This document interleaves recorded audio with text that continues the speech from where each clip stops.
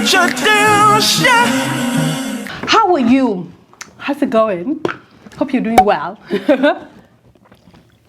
Let's have a conversation, shall we? Today, I want to talk to you guys about something I think marked a significant turn for me in our marriage. We've been married for 4 years now.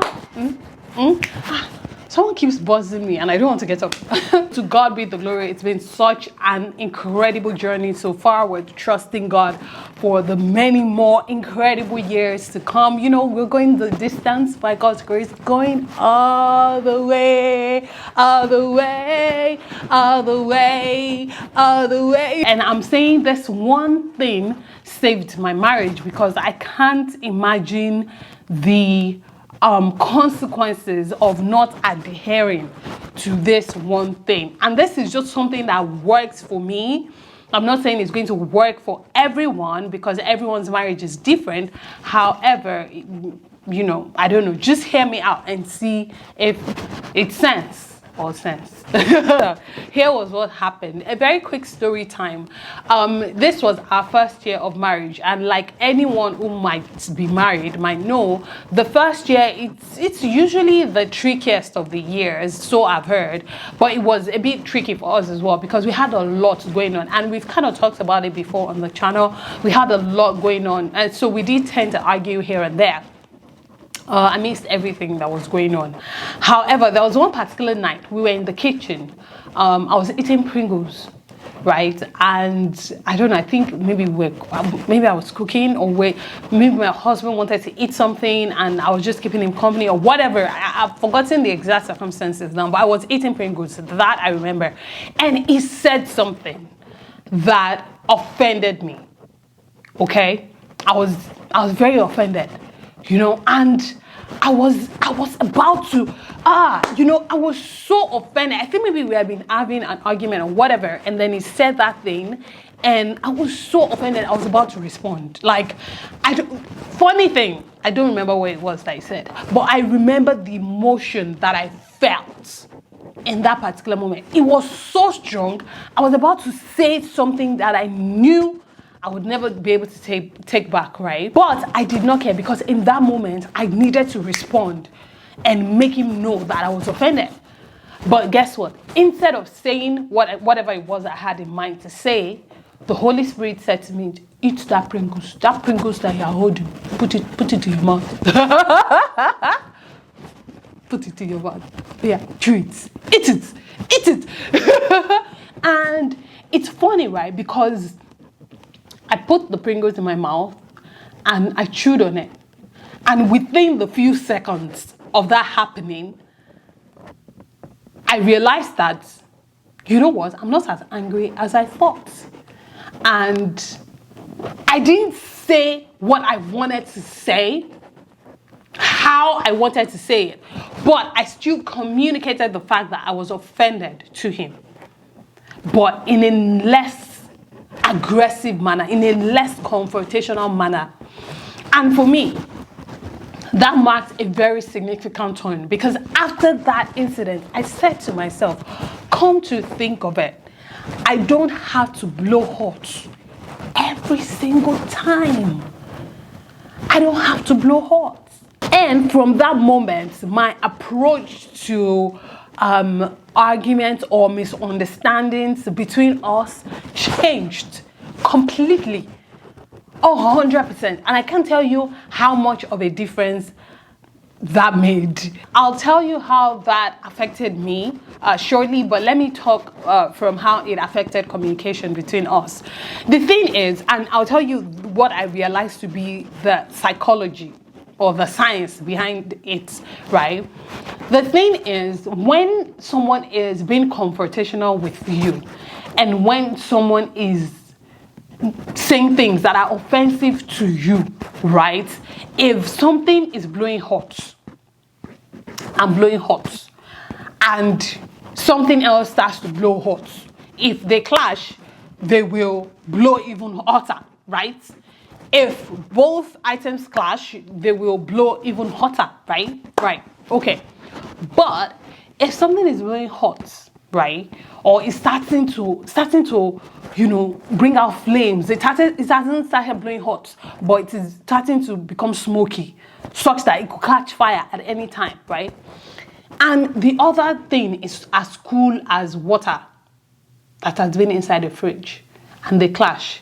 The cool one has more power over that one that is yet to catch fire, or even that one that has caught fire, depending on the magnitude of the fire, right? Do you understand what I'm saying?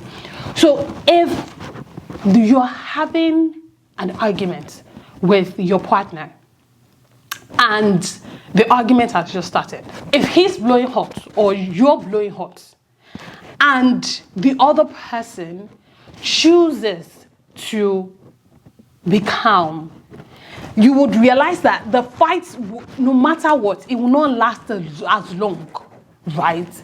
Compared to a situation where everybody muscles are stretching, there are veins popping, eyes are turning red, you're becoming blind, you're just, the hotter this one gets, the hotter this one gets, the hotter this one gets, like it becomes unending, right? And bad things might start to happen. So I just gave that analysis to share with you what my realization was.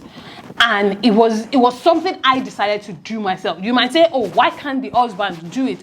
The husband can do, maybe my husband can do his own video and talk about how he approaches conflict in marriage, or, you know, whatever.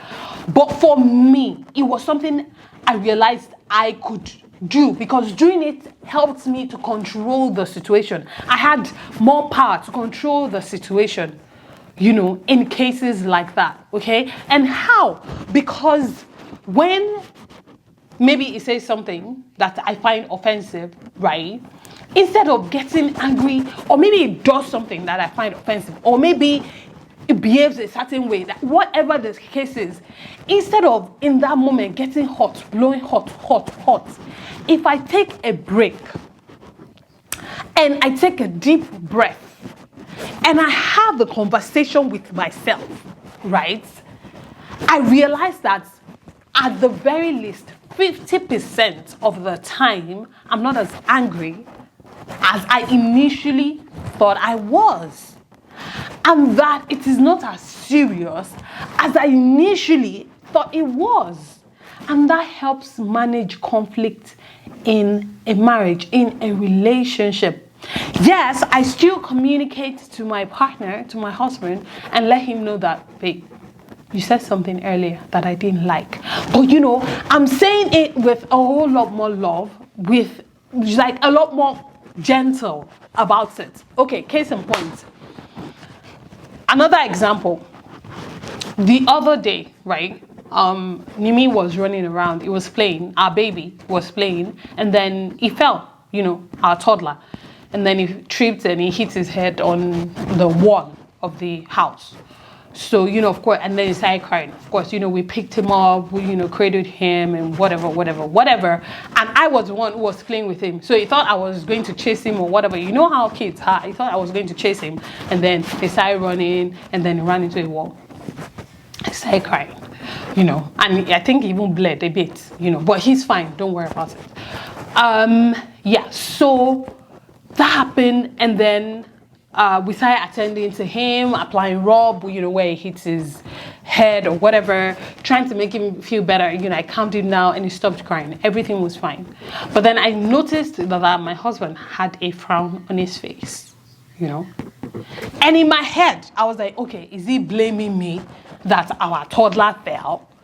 You know, and then my brain, I started having this conversation. Is he blaming me?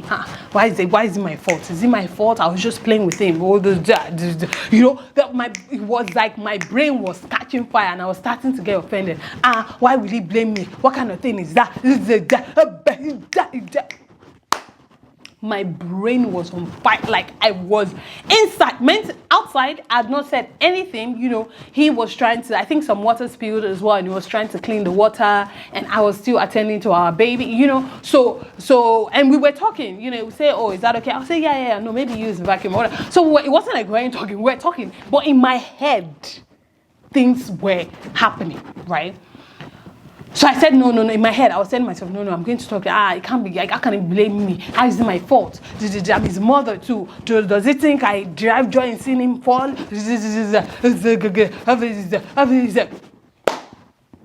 At the end of that entire conversation in my head, I said to myself, calm down. Calm down. And you know what I did? When everything had cooled, and we had a minute, I went to my husband and said, and then as I approached him, he pulled me close. Do you understand? Like, babe, how are you? I said, I'm fine. I was like, in a very relaxed voice, So I wasn't aggressive. I wasn't conversational.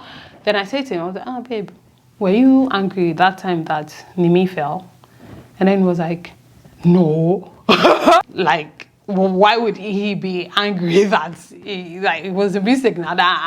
Like, I could see the look on his face, like, from where to where. I was like, no, that cause, I saw that you were frowning. And I was like, oh, no, that prior to that, he had gotten an email that got him upset.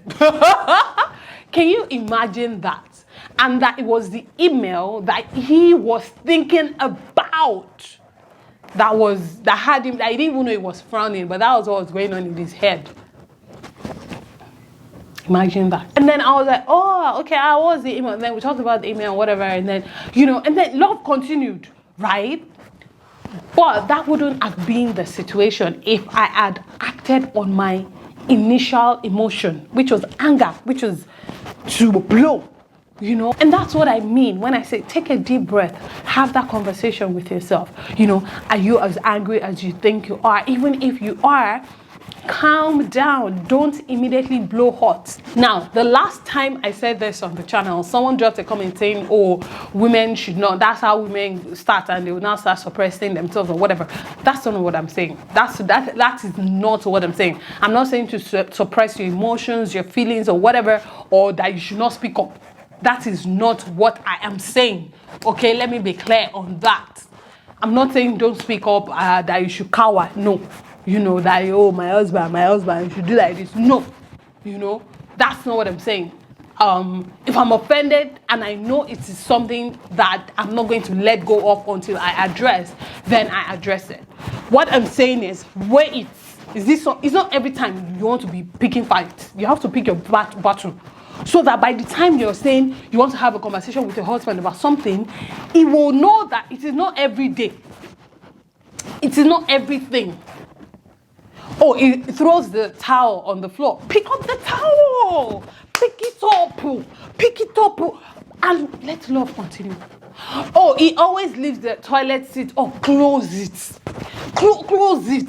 Though in the scheme of things, we are talking about destiny. Your marriage has a destiny at stake. Your marriage has a purpose. You both being together, there's a purpose where there are greater issues for you to spend time talking about with your partner than for you to be talking about, oh, why do you always leave the toilet seat open? No, he leaves the cupboard open, shuts it, he presses the toothpaste from the middle. Give him his own toothpaste, buy your own. Don't make trivial issues become major issues, such that when the major issues come, you guys would not be able to communicate about it because your husband or your wife would have gotten to that point where they've just locked up. I'm not saying it's only women that should do this. Even men can do this. Process your anger. Process your anger within yourself first. Determine how angry are you. Is this something that you can move past? If you cannot move past it, calm down, have a conversation. Not have a fight, not have an argument, not have a confrontation. No, calm down and have a conversation with your partner about it. That is something that works so well for me, for us in our marriage. And I think maybe if you try it, it might work for you. But if you're still not clear about something, then please ask in the comment section, okay? Or if you want to share your experiences, because hey, like I always say, I do not know it all, okay? And I've only been married for 4 years. I mean, I'm sure that is longer than a lot of people in this world. So for that, I'm grateful to God. However, we still have a very long way to go to fulfilling our purpose, you know, as the Eshos. So I'm always open to learning and reading from other people's experiences. Let's all learn together. My phone is ringing. Probably so sick. See? My love. Hey, babe. Yeah, what did you call it? You said something hooks. Ornament hooks. Okay, ornament hooks. Okay, Yes. All right. Thanks. All right. Yeah. Talk about the angel. I told him to help me buy something. Yeah, I only took one earlier, so I'm going to take the second one now. Thank you so much for watching. I love you guys so much. I can't wait to see you again very, very, very soon. I pray God blesses you, your homes, your marriages, your relationships. Most importantly, I pray God blesses you. Remain in God and God bless you. Mwah. Bye. Oh my gosh, why am I coughing?